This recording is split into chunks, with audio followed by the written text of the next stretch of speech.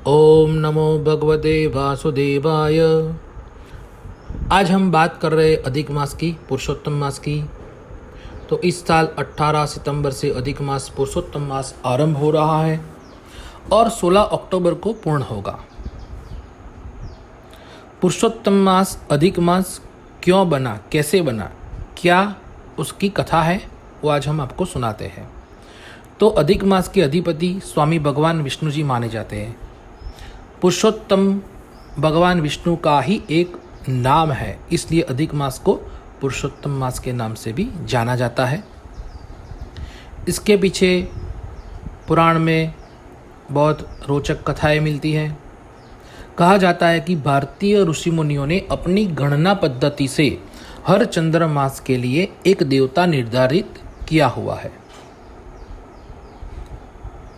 इस कैलकुलेशन को बिठाने के लिए, इसका संतुलन बनाने के लिए एक अधिक मास का भी निर्माण किया हुआ है।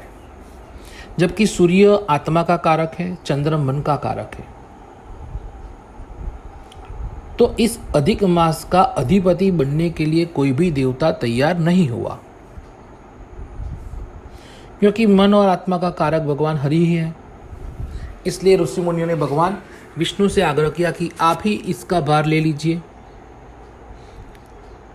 तो भगवान विष्णु जी ने ऋषि मुनियों के इस आग्रह को स्वीकार कर लिया और इस तरह यह मल मास अधिक मास यानी कि पुरुषोत्तम मास भी बन गया।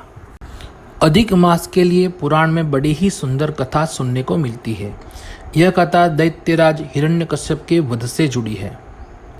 पुराणों के अनुसार दैत्यराज हिरण्यकश्यप ने एक बार ब्रह्मा जी को अपने कठोर तप से प्रसन्न कर लिया और उनसे अमरता का वरदान मांगा। वैसे अमरता का वरदान देना निषिद्ध है, इसलिए ब्रह्मा जी ने उसे कोई भी अन्य वर मांगने को कहा। तब हिरण्यकश्यप ने वर मांगा कि उसे संसार का कोई नर, नारी, पशु, देवता या असुर मार ना सके, वह वर्ष के 12 महीनों में मृत्यु को प्राप्त ना हो। जब वह मरे तो ना दिन का समय हो, ना रात का समय हो। वह ना किसी अस्त्र से मरे, ना किसी शस्त्र से मरे। उसे ना घर में मारा जा सके, ना ही घर से बाहर मारा जा सके। इस वरदान के मिलते ही हिरण्यकश्यप स्वयं को अमर मानने लगा और उसने खुद को भगवान घोषित कर दिया।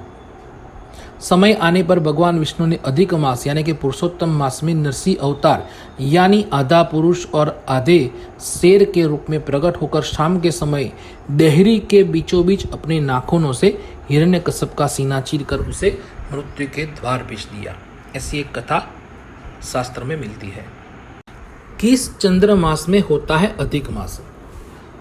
जैसे एस्ट्रोलॉजी की गणना के अनुसार यानी कि ज्योतिषीय गणना और उसके आधार और शास्त्र सम्मत मत के अनुसार चैत्र मास से लेकर अश्विन मास तक यानी प्रथम 7 मासों में ही अधिक मास हो सकता है।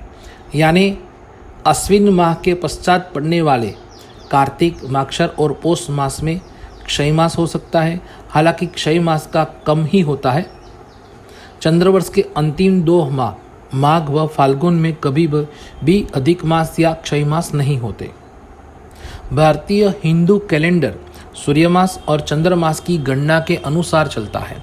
अधिक मास चंद्र वर्ष का एक अतिरिक्त भाग है जो हर 32 यानी कि 32 माह 16 दिन और 8 घटी के अंतर से आता है। इसका प्रागट्य सूर्यवर्ष और चंद्रवर्ष के बीच अंतर का संतुलन बनाने के लिए होता है। भारतीय गणना पद्धति के अनुसार प्रत्येक सूर्यवर्ष यानी कि 365 दिन और करीब 6 घंटे का होता है। वहीं चंद्रवर्ष 354 दिनों का माना जाता है। दोनों वर्षों के बीच लगभग 11 दिनों का अंतर होता है, जो हर 3 वर्ष में लगभग 1 मास के बराबर हो जाता है। इसी अंतर को व्यवस्थित करने के लिए हर 3 साल में एक चंद्रमास अस्तित्व में आता है, जिसे अतिरिक्त होने के कारण अधिक मास का नाम दिया जाता है। अधिक मास को मलमास भी कहा जाता है। इसके कहे जाने की मान्यता यह है कि शकुनी, चतुष्पद, नाग व किस्तुघ्न यह चारों करण रवि का मल होते हैं। यह चारों सूर्य का संक्रमण से जुड़े होते हैं। अधिक मास को मलमास भी इसलिए कहा जाता है। आप सबको बता दें कि अधिक मास में क्या करना चाहिए। तो भगवान श्री हरि के इस मास में जप कर सकते हैं, जैसे ओम नमो भगवते वासुदेवाय, ओम नमो नारायण, ओम विष्णवे नमः। कीर्तन कर सकते हैं, भगवान का भजन कर सकते हैं, भगवान का ध्यान कर सकते हैं, भगवान का स्मरण कर सकते हैं, दान कर सकते हैं, स्नान कर सकते हैं। तो ये सब करने से पूर्व जन्म के कृत्य दोष शमन होते हैं। पितृ स्मरण कर सकते हैं, श्राद्ध भी इसमें कर सकते हैं, एवं गर्भाधान और पुंसवन जैसे संस्कार भी इसमें हम कर सकते हैं। देवी भागवत के अनुसार यदि आप ज़्यादा सामर्थ्य न हो तो आप संतों की, महापुरुषों की, गुरुजन की, माता पिता की, सभी की सेवा करके भी या उनके कार्य में सहभागी होकर भी आप ये पुण्य कमा सकते हैं, वो सर्वोत्तम है। इससे तीर्थ, तप आदि के समान आपको फल प्राप्त होता है। इस माह में दीपकों का दान करने से मनोकामनाएं पूर्ण होती है। खास करके द्वादशी दीपदान बताया गया है, यानी 12 के दिन दीपदान करने से बहुत ही अच्छा फल मिलता है।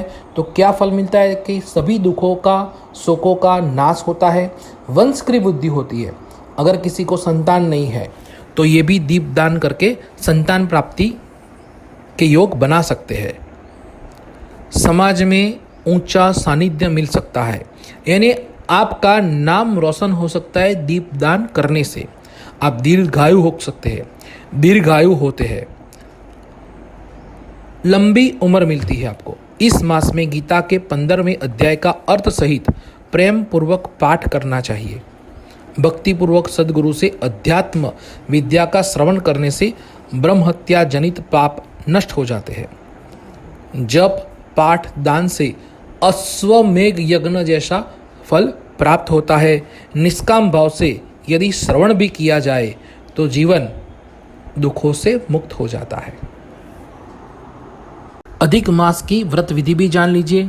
तो भगवान विष्णु जी इस मास की व्रत विधि एवं महिमा बताते हुए कहते हैं कि इस मास में मेरे उद्देश्य से जो स्नान यानी कि ब्रह्म मुहूर्त में उठकर भगवत स्मरण करते हुए किया गया स्नान, मतलब कि आप जब स्नान करें तो भगवान का स्मरण करते करते या तीर्थों का स्मरण करते करते आप स्नान कीजिए। दान, जप, होम, गुरु पूजन, स्वाध्याय, पितृतर्पण, विष्णु याग भी कर सकते हैं आप, देवार्चन और जो भी शुभ कर्म किए जाते हैं वे सब अक्षय हो जाते हैं।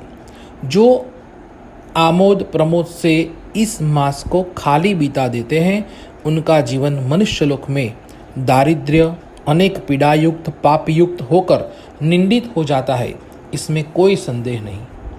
शंख की ध्वनि के साथ कपूर से आरती करें, इससे अनंत फल की प्राप्ति होती है।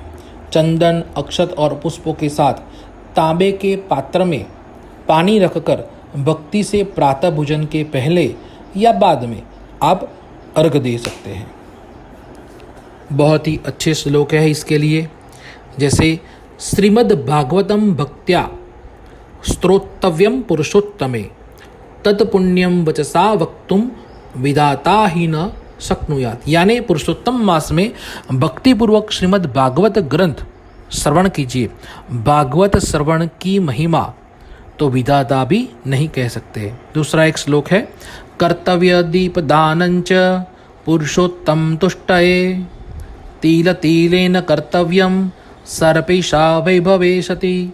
यानी पुरुषोत्तम भगवान की तुष्टि के लिए दीपदान करना कर्तव्य है। सामर्थ्य होने पर आप देसी घी का दीपक दान कर सकते हैं या फिर तिल के तेल का दीपक प्रज्वलित करने का भी नियम है। तो ये सब कुछ आप कर सकते हैं। एक मास के अंदर 2 पक्ष होते हैं, जैसे शुक्ल पक्ष और कृष्ण पक्ष। तो शुक्ल पक्ष का दान क्या है? तो शुक्ल पक्ष में आप मालपुआ, खीर भरा हुआ पात्र, दही, सूती वस्त्र, रेशमी वस्त्र, ऊनी वस्त्र, घी, तिल गुड़, चावल, गेहूँ, दूध, कच्ची खिचड़ी, शक्कर व शहद, तांबे का पात्र, चांदी का भी पात्र आप दे सकते हो।